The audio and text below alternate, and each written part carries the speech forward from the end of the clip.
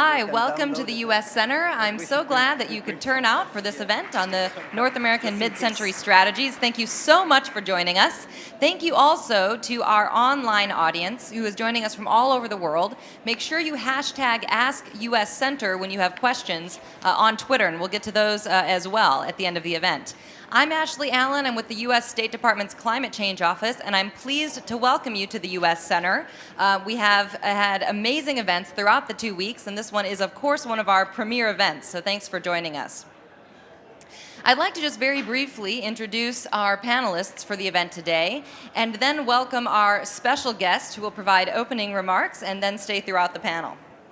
First of all, let me introduce to you Senior Associate Deputy Minister for Climate Change, Stephen Lucas from Canada. From Mexico, Undersecretary Rodolfo Lassi, who's the Undersecretary of Planning and Environmental Policy. And a Senior Advisor to President Barack Obama, Brian Deese.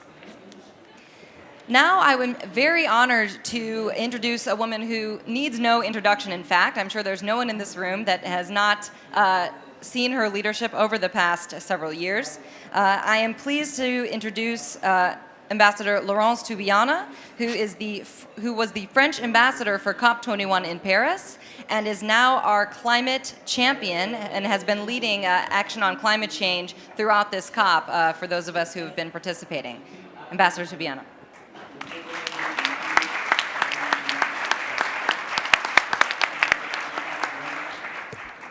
Thank you.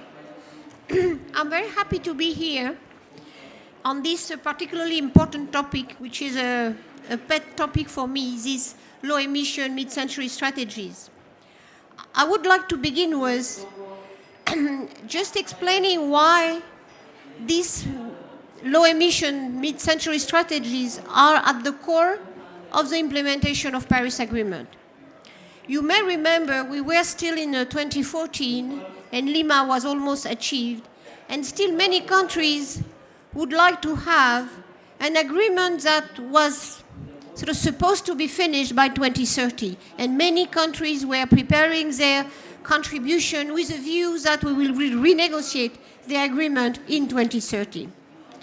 And at the same time, the NDCs that were appearing very, very quickly after 2014, at the beginning of the first semester, the evidence show up that we will never, with the first row of this contribution, be able to fulfill at least a goal which was out there already, limiting the temperature below 2 degrees C.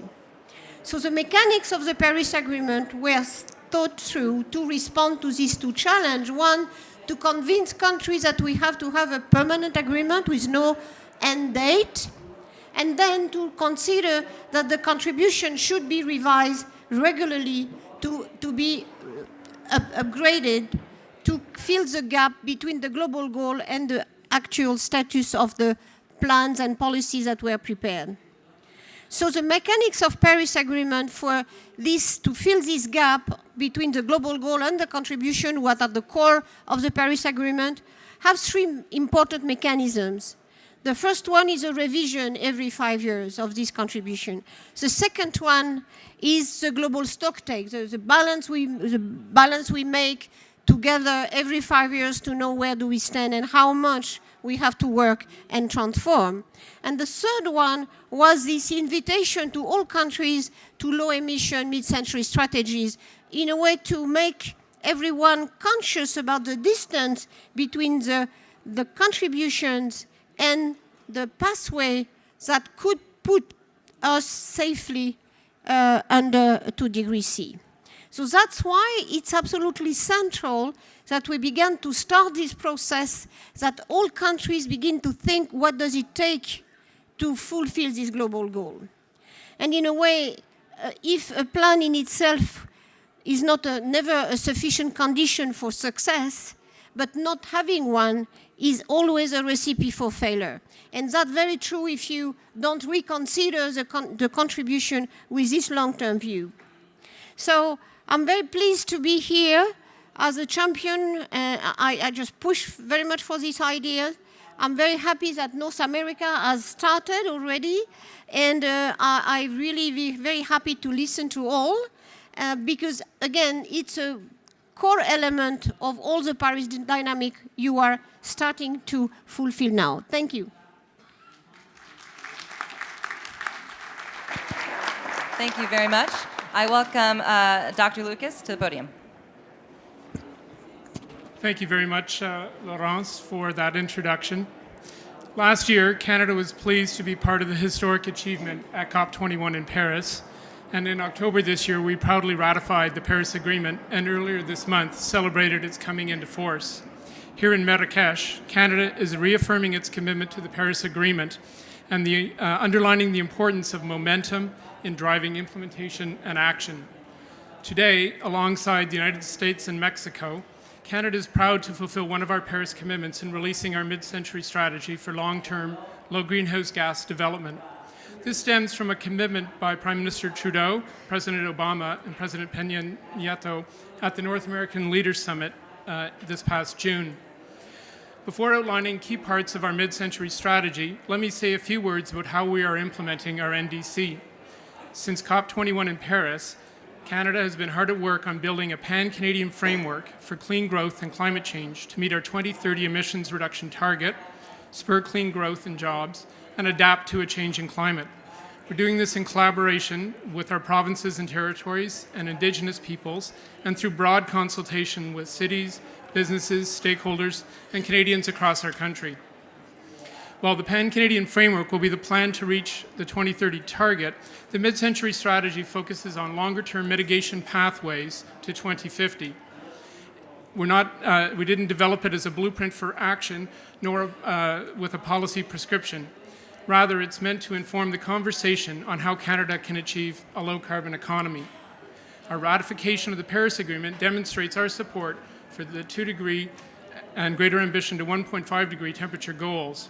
Achieving this means that Canadian net emissions will need to decline in the range of 80% from 2005 levels by mid-century. Our mid-century strategy outlines possible pathways for Canada's low GHG development based on multiple scenarios developed at a sectoral level by government, academics, and think tanks, and through discussions with officials in the United States and Mexico. Let me first outline a few overarching aspects of it before looking at some of the key reduction pathways. It was developed concurrently with work on our plan for the 2030 NDC, providing a longer-term vision for thinking through those pre-2030 actions. It focuses on meeting climate change objectives and enabling clean growth, requiring significant long-term investments in infrastructure to support the transformation to a low-carbon economy. While it's possible to substantially decarbonize with existing technologies, innovation, scaled-up investment in research, development, and demonstration, and supported by private sector investment are needed to lower costs and provide options. Canada's recently announced approach to carbon pricing, starting in 2018 across the country, will be important to providing that market signal and helping to drive innovation. And finally, I'd note CO2 removal is a critical element. And for example, important to look at areas where you can actually achieve negative CO2 emissions, such as biomass energy with CCS. It's also important to highlight that all areas of the country and sectors of the economy will need to act to reduce emissions. However, there are different pathways towards low carbon emissions economy, and implementation will differ from jurisdiction to jurisdiction across Canada. Our mid-century strategy outlines 6 key building blocks that underline the possible pathway to 2050. Electrification of end-use applications, growing non-emitting electricity generation, very significant energy conservation and efficiency gains, addressing short-lived climate pollutants, increased carbon sequestration from forests and lands, and innovation. Electrification has been identified as an essential step in all deep decarbonization analyses. The electrification of end-use applications is fundamental and will need to go across sectors, including transportation, the built environment, and industry. Within Canada, electricity generation is already more than 80% non-emitting. Our strategy outlines scenarios with different non-emitting electricity mixes that drive towards significantly more clean electricity. In addition, we need to recognize that that increase in end-use demand will require a significant increase in electricity generation, possibly doubling the amount of electricity required by 2050, and clearly needs to be satisfied through non-emitting sources. We also see the importance of interprovincial and intercontinental cooperation in terms of transmission of clean electricity through safe and reliable grids between provinces and within North America. As I noted, energy efficiency and demand-side management are key to achieving deep GHG reductions. Indeed, the IEA has estimated that about nearly 40% of required global emission reductions associated with the 2-degree pathway could be met through energy efficiency improvements.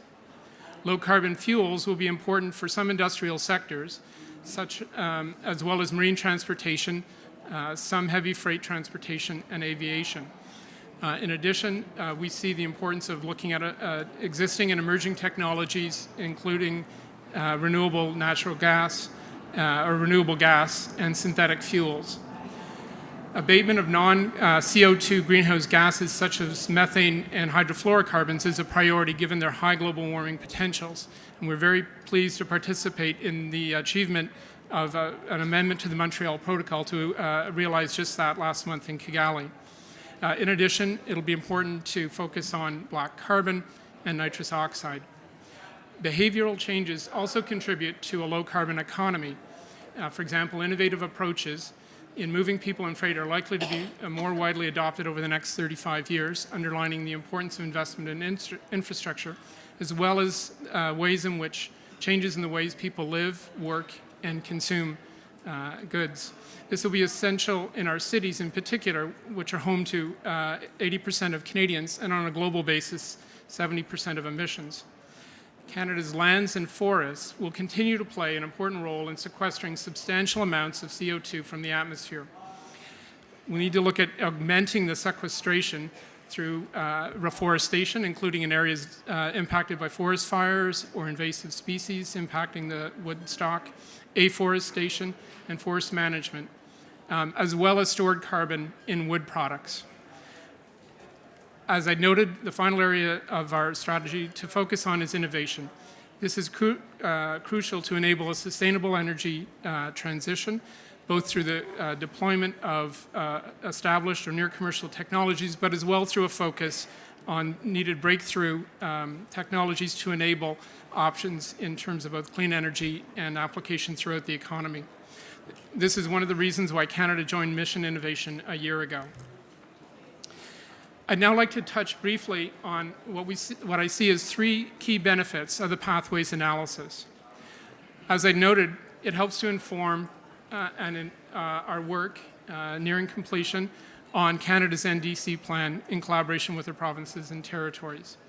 It helps to identify those long-term pathways to start action now and bend the curve, as well as thinking through how to avoid stranded assets and future costs for planning. The long-lived nature of energy infrastructure is such that once assets are locked in, replacing them with cleaner alternatives will be costly and more complex, and therefore having that long-term view is essential.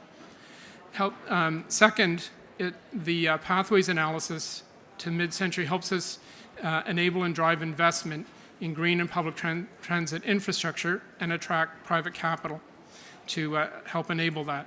And third, it helps to drive research and innovation to lower costs, achieve breakthroughs, and collaborate with other countries.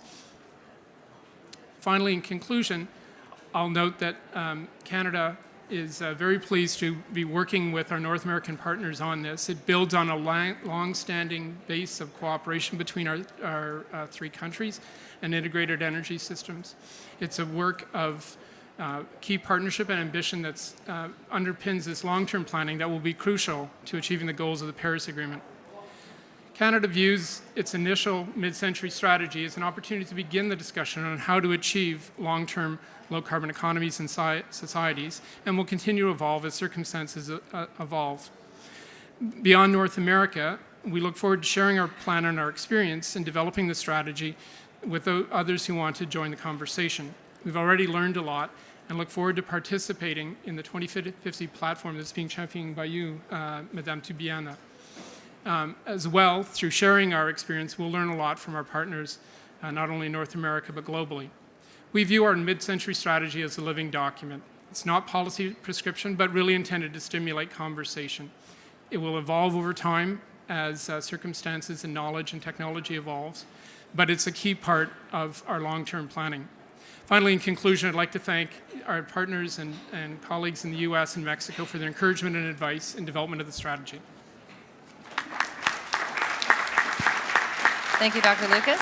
I'd like to now introduce Undersecretary Lassie and ask him to approach the podium. Thank you. Good afternoon. Well, I'm very pleased to be here, and on behalf of the Mexican government and President Pena-Nieto, I would like to present our mid-century strategy.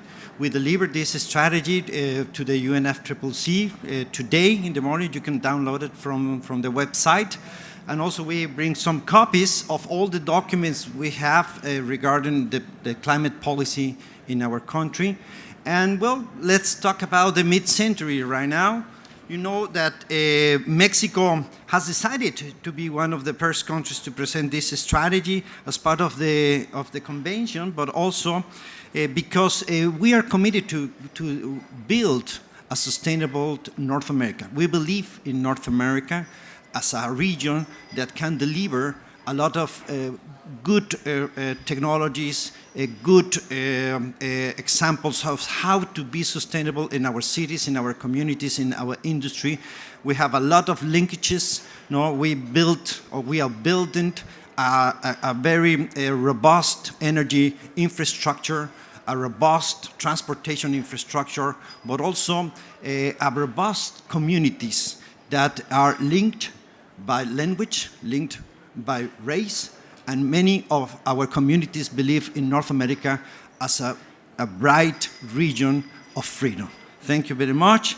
And now let me go through this presentation. First, I like to remind that this is the challenge that we are facing.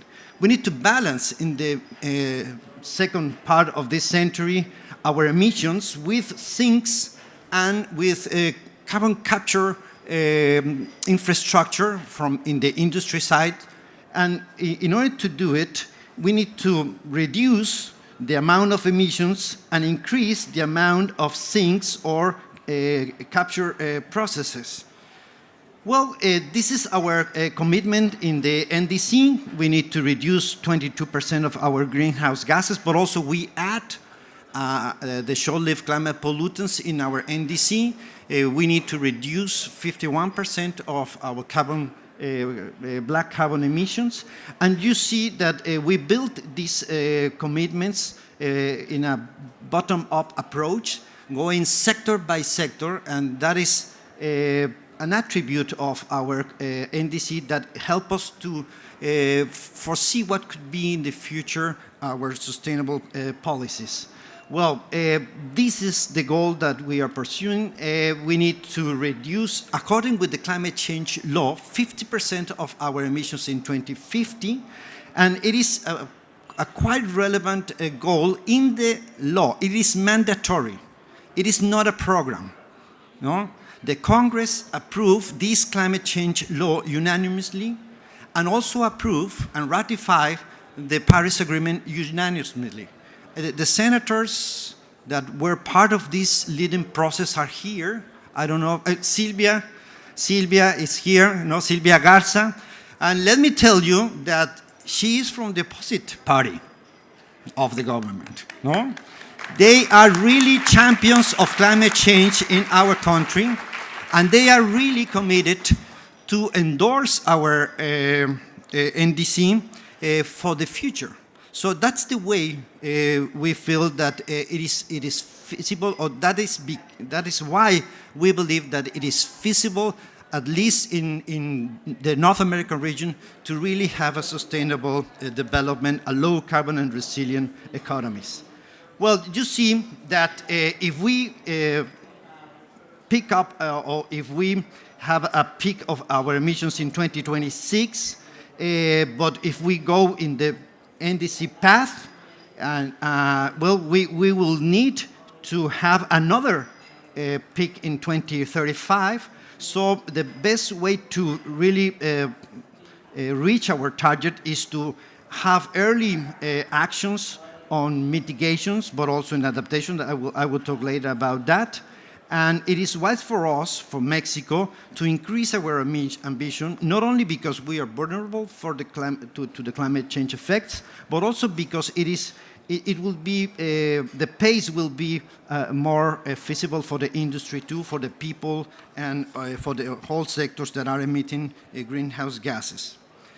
Well, in order to do that, we also joined this initiative, Mission Innovation, and in 5 years, Mexico will double the investments in clean energy technology projects, but also we presented the challenge that we are now leading regarding the innovation on materials for the energy sector.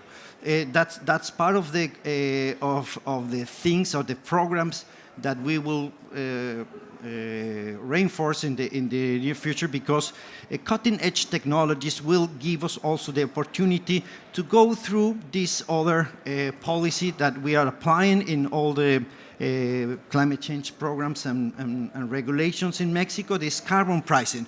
We started with a carbon tax, now we are building a carbon market, and we will try to link this carbon market that we will establish in 2018 with the Californian market that is already linked to the Quebec market that will be linked to the Ontario market. And so we are building bridges with subnational authorities in order to have a North America carbon market. It is feasible to build bridges and not walls, so let's do it. So, mitigate.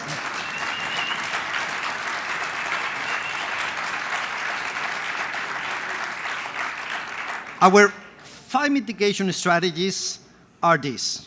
We need clean energy sources. We have a lot of sun. We have a lot of wind. We have a lot of geothermal sources that we can use. That's why the President Pena-Nieto made this energy reform in order to bring the private to the energy sector, the private sector, and with new innovation technologies. We also want to have responsible consumption, organic goods, for example, or foods. We need to have sustainable and promote sustainable cities. And we need to also promote best practices in agriculture and forestry to increase and preserve natural carbon sinks.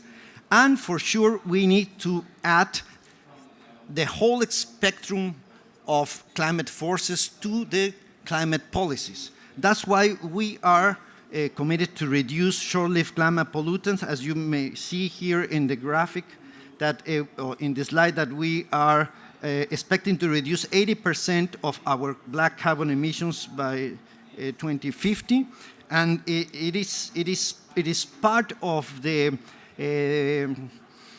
issues that we are negotiating right now in CMA 1 with the CCAC initiatives, and we will do it because the co-benefits to control short-lived climate pollutants are the first co-benefits for the populations, and we need to deliver that. You know that Mexico, US, and Canada have a clean energy and climate change task force, because we also want to harmonize the energy efficiency and greenhouse gases standards to control methane emissions and to speed up the use of cutting-edge technology, as I mentioned.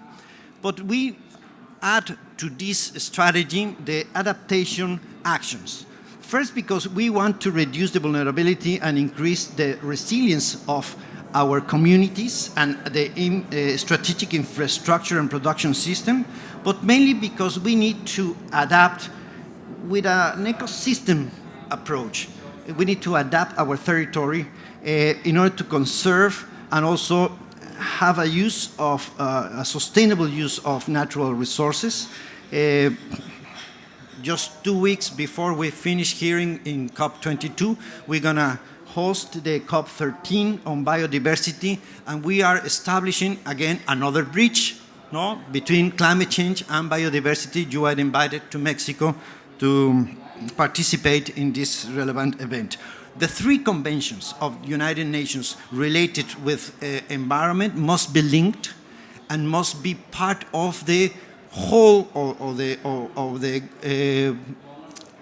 whole policy related to the planet. I mean, to protect the planet. Well, thank you very much. Thank you, Undersecretary Lassi. Brian Deese.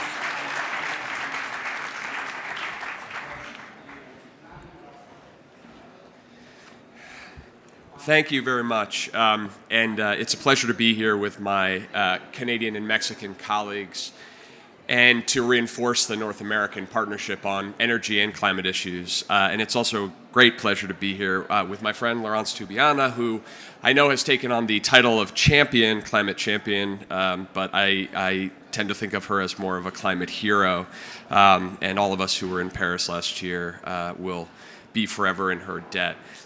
Before I get into some of the guts of our mid-century strategy, which we also this morning submitted to the UNFCCC, I just wanted to say a little bit very quickly about what the mid-century strategy is and is not.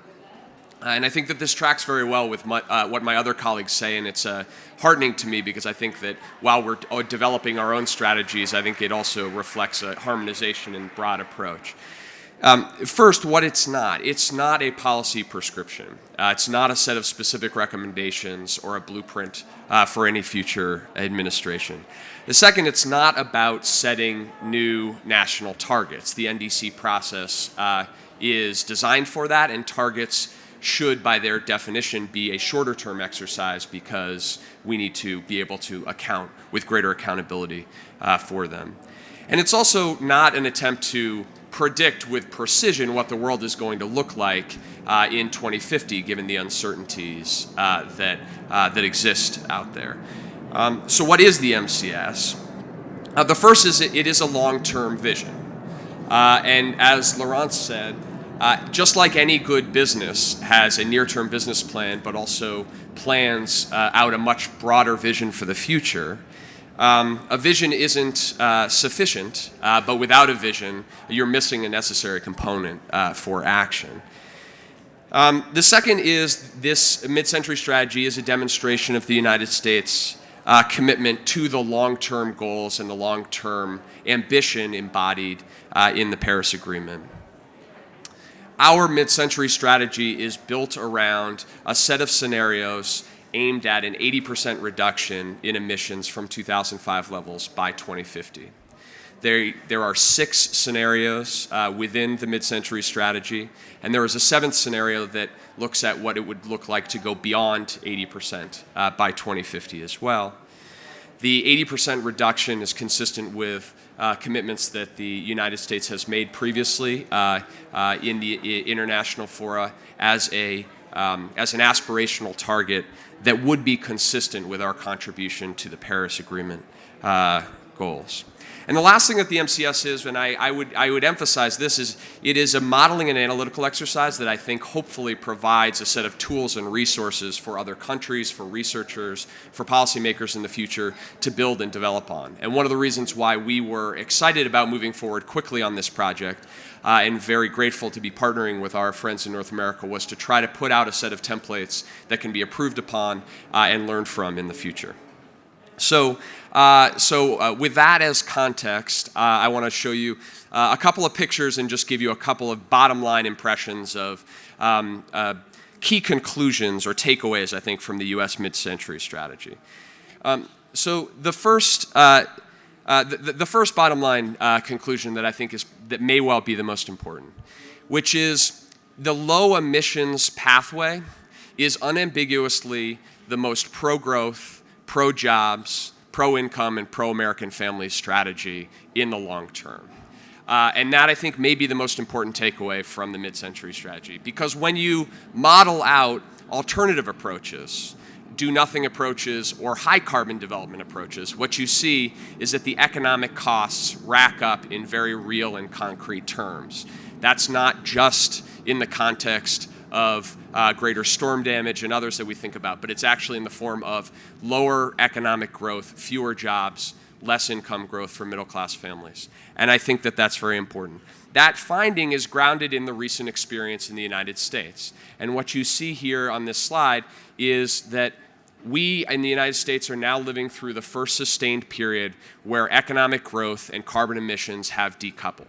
Over the period since 2008, our carbon pollution from the energy sector is down about 9%, while economic growth has increased by about 10%. There are several factors behind this trend, but I want to highlight two that are particularly important and that go to some of the forward-looking conclusions in the mid-century strategy. The first is the growth of lower-emitting natural gas in our power sector. Over the last 8 years, natural growth has overtaken coal in the U.S. and has grown by about 10% to about a third of our total electricity generation. And the second is the rapidly declining cost of renewable sources.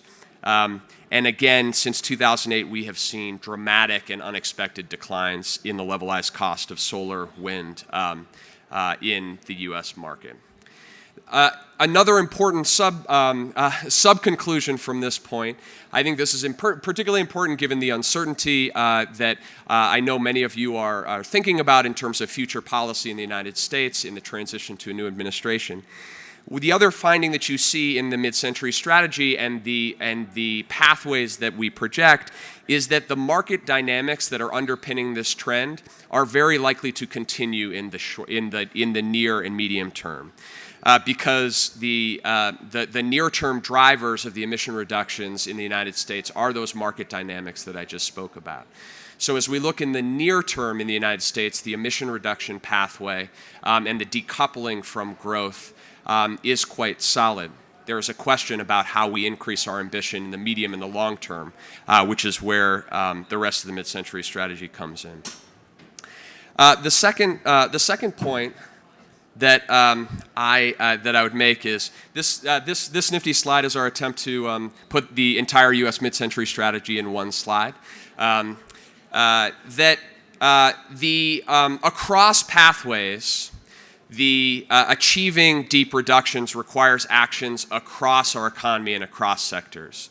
There's been a lot of focus and a lot of talk about the power sector in the United States, and as I just mentioned, there are market dynamics driving emissions reductions in the United States. But what you see in this waterfall chart is it shows the major components of our benchmark scenario, but this is true in almost every area. You see that we will need to rely on substantial increases in efficiency from the transportation and the built environment. We will require additional reductions from the power sector, but also reductions from fuel switching to lower carbon fuels in our transportation system. We are going to need to up our game in emissions reductions and negative emissions contributions from our land sector, which I will speak about in more detail in a minute. And we are also, as Stephen mentioned, in the context of the Canadian strategy, going to need to make technological improvements in CO2 removal technologies and also continue to make reductions in non-CO2 greenhouse gases as well. I think that I emphasize the fact that these reductions are across the board because I think that underlies also the policy landscape and the opportunities for policy improvement over the medium term in the United States as well. The third point that I would make is that there are ways in which we can make our lives easier and make achieving a low emissions pathway lower cost and greater efficiency for the economy. As you'll see from this chart, the benchmark scenario that we have here sort of breaks out where it is that the reductions come from to hit that 80% benchmark that I mentioned. But just to state the obvious, it is possible, and we have run scenarios where you can achieve that same target without assuming technological breakthroughs in CO2 removal technologies. And it is also possible, and you can model a scenario where you can get to that outcome as well without improvements in the land sector and in improving the carbon sink in the United States. But a key takeaway of this is that if you don't have that kind of progress broadly across the board, it's going to be more expensive and it's going to be a less efficient way to get there. So I think that that also shines a spotlight on trying to encourage greater policy innovation in those areas. And so that's where I want to just focus in on two areas in particular that I think our mid-century strategy tee up. The first is, as you look out post-2030 and you look out to a scenario in the United States where you are seeing an increasingly decarbonized power sector, the land sector in the United States is going to become increasingly important because it makes these deep emission reductions more feasible and less costly, and even enables emissions reductions beyond the 80% that I mentioned. Currently, the U.S. land carbon sink absorbs about 10 to 15% of annual greenhouse gas emissions. So if we could sustain this sink while driving down our emissions, the land sector in the United States could sequester more than 40% of emissions in 2050, which again would reduce the burden on other incremental emissions reductions in other sectors. So how could that happen? Well, this is one of the contributions that I think the mid-century strategy makes by doing a deeper dive into the land sector to say, what are the pathways in the United States that you could see to get there? One is expanding our forested land. And if, for example, if you expanded by 40 to 50 million acres over the next 20 years in the United States, you would hit that target. On the one hand, a 40 to 50 million acre expansion of forested land in the United States is a lot. It sounds like reducing, you would have to reduce about a third of the deforestation that's happened since the 1850s.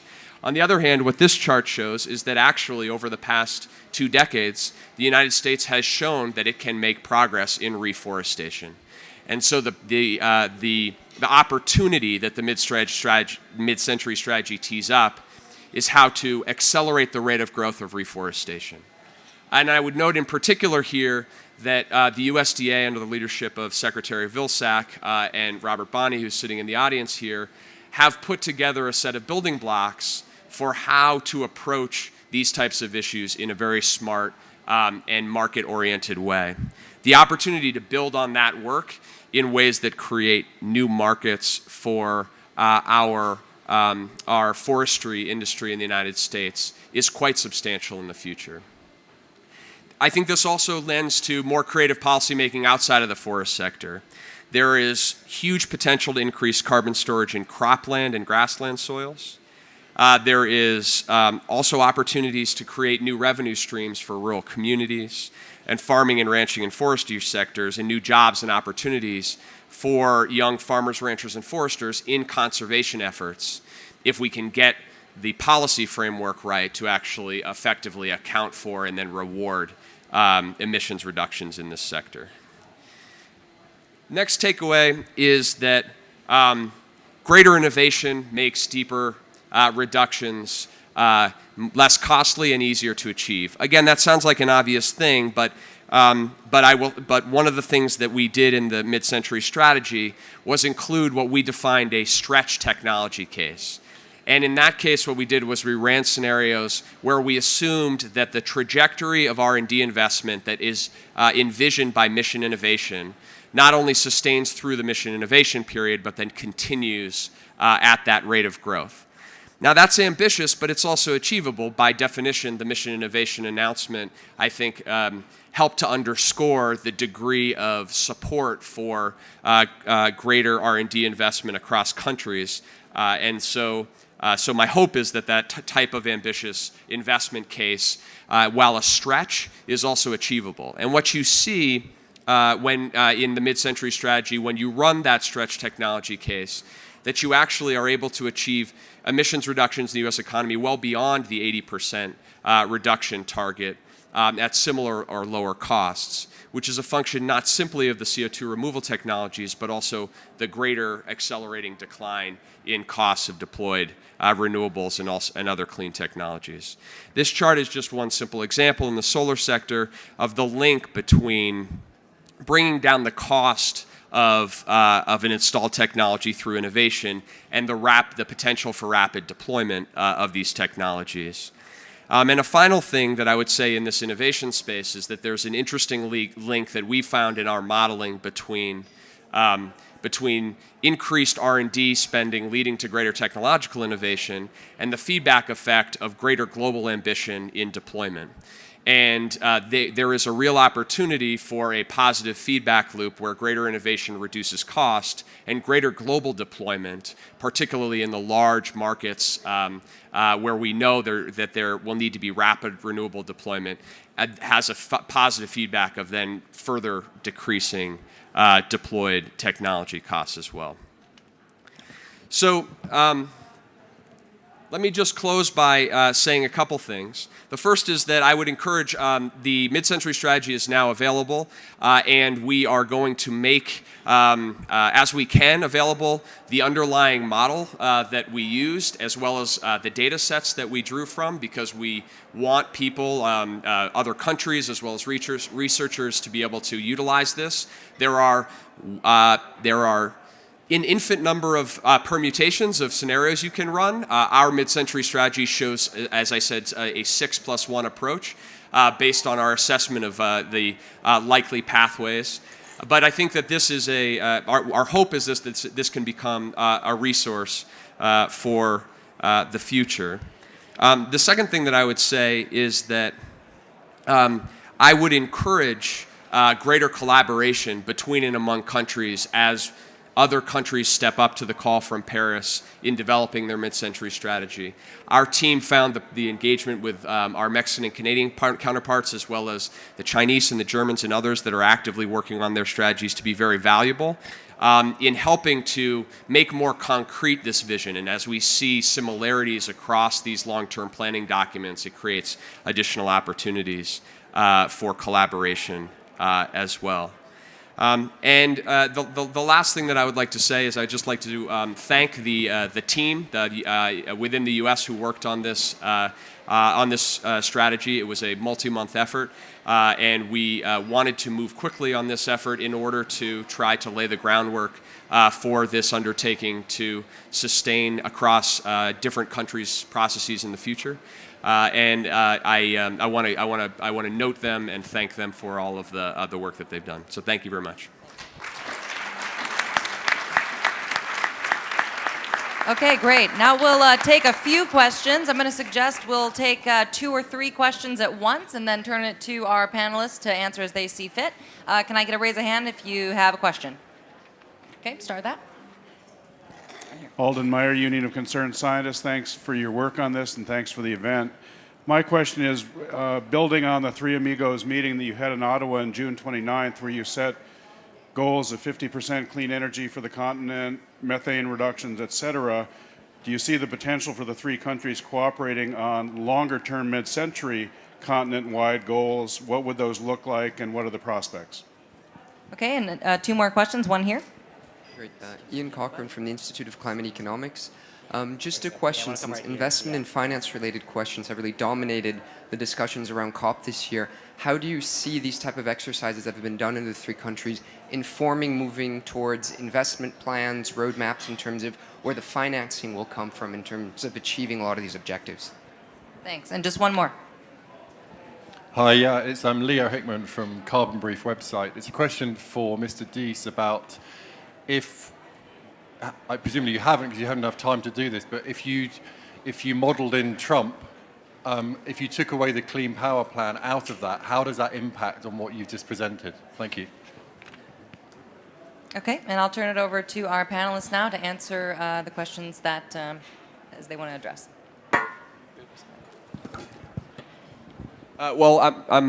Is this on? Can you guys hear me? Yep. Yeah, so I'm happy to take a first cut, and then I'd welcome input from my colleagues as well. So I think on the first question, first of all, the mid-century strategies here are the results of substantial collaboration between our teams, which I think has been quite constructive. And I think certainly as I listened, and I assume as all of you as well, you hear a number of similarities across the strategies. And while they are going to each be distinct, I think that that's a positive development as well. I think the other thing that this type of collaboration does is it helps lead to more practical collaboration, maybe less about setting common, very long-term goals, and instead how to solve very practical problems like creating more effective trading markets between states in the United States and provinces in Canada, which is an issue that both of our countries are focused on, and I think will be a focus going forward as well. On the question of finance, I think this is one of the reasons why when Laurence at the beginning of this presentation described the theory of the case of why it was important to have the mid-century strategy, there was a diplomatic reason for that, but I think there's also a market and investment-based rationale for this as well, because I think if you're an investor and you are thinking about long-term trends, this type of analysis, I think, is very helpful in informing what are the likeliest outcomes, independent of kind of near-term policy decisions, which is the focus of the next question. Are you likely to see the largest trends going forward, and as a result, how you might think about making investment allocation decisions with a longer-term horizon.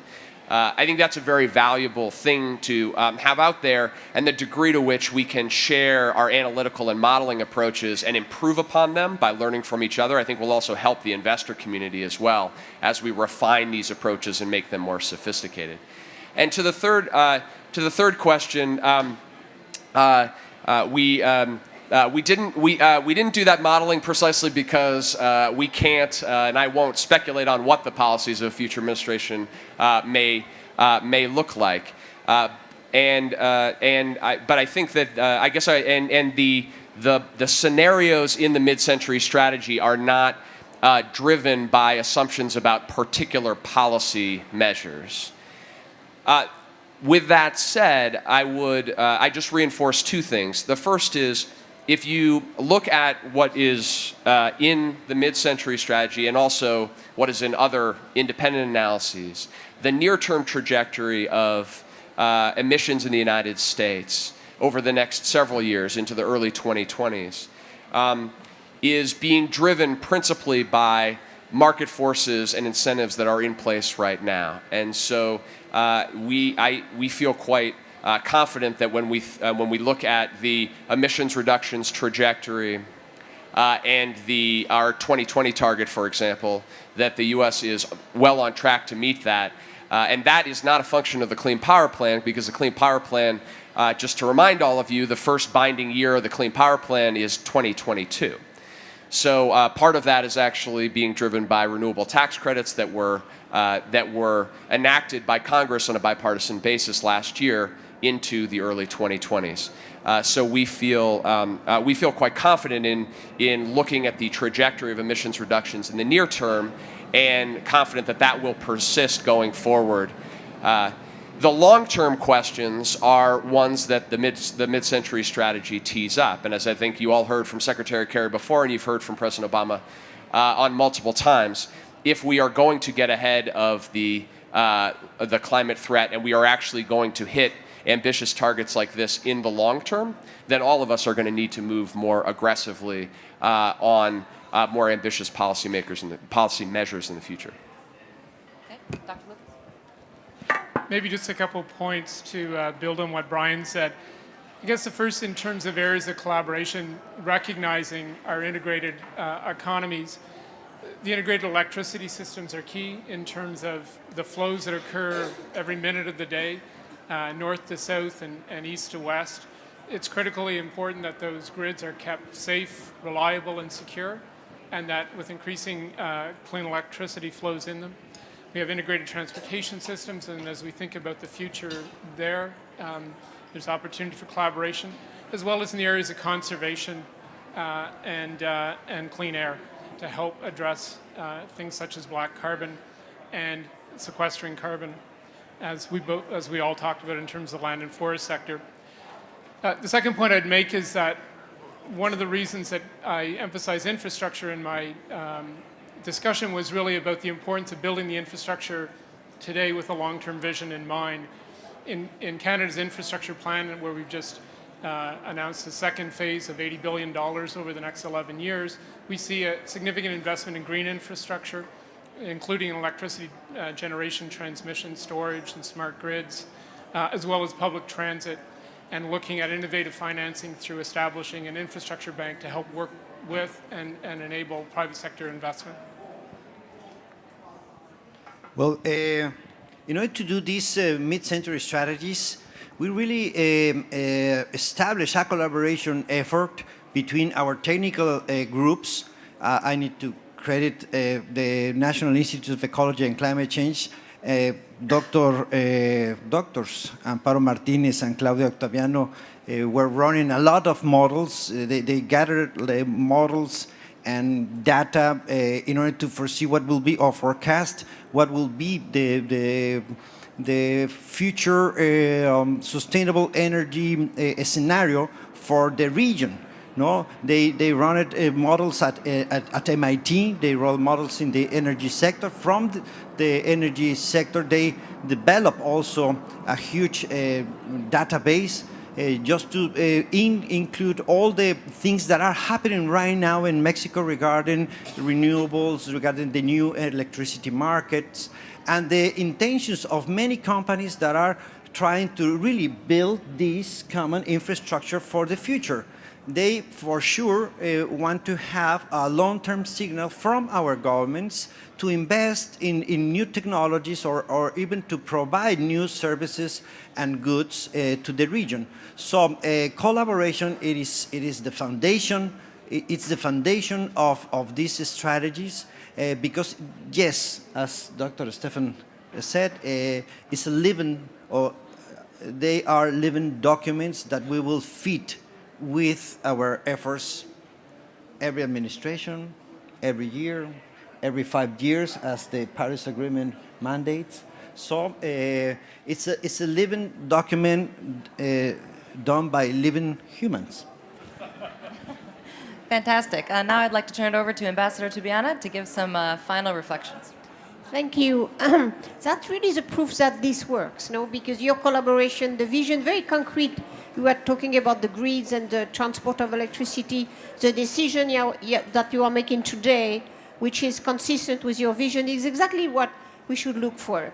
And Brian said very clearly, it's not prescriptive plans, of course, at the contrary, trying to shape and to frame and to understand what our economies could look like if we were in this decarbonized world. And it's very concrete many times. So I'm just very happy that you are the front runners of this exercise. And building on what you have done, and with this sort of both technical level discussion and then the political level discussion, which I think are very complementary, I think we should learn from this and really increase the number of countries that are doing it, because we will need it in particular by 2018, when we will have this first facilitative dialogue, the pilot of the global stocktake we want to do. That's why I was inspired to really launch a broader platform. And because I think another element you put in evidence is not only soft politics, is about market signals.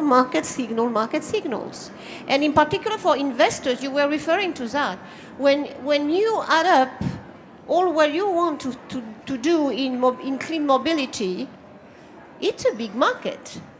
And it's a big signal for investors, who many of them are long-term investors. They are looking for stability, and they're looking for something that goes beyond the 5 or the 10 years. So that's why I think the financial dimension you mentioned, in my view, is totally essential. And that's why in the platform that we will launch tomorrow afternoon together with Akim Alaiti, and where these 3 friends will come, whether they are physically or some you representing you. The idea is that it's now 20 countries that want to be prepared and start the exercise, but together with businesses, 200 businesses that want to work together with government to confront their vision, and the cities and the state and region.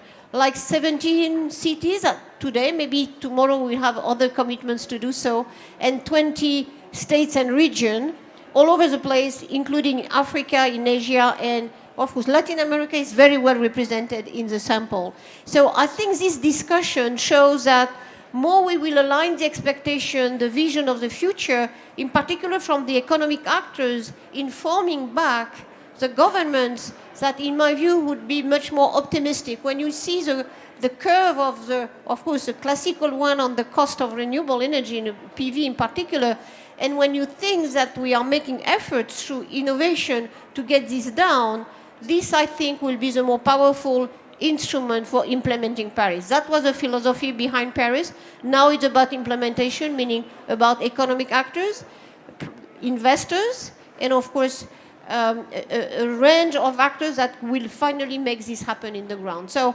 congratulations to have done that so early and to have done that in exactly the way I think it should be done in the future. Thank you. Thank you to all of our panelists. Thank you. So I encourage you to come to tomorrow afternoon, 2:30, in Room Atlantic to see all this demonstration of energy. Thank you.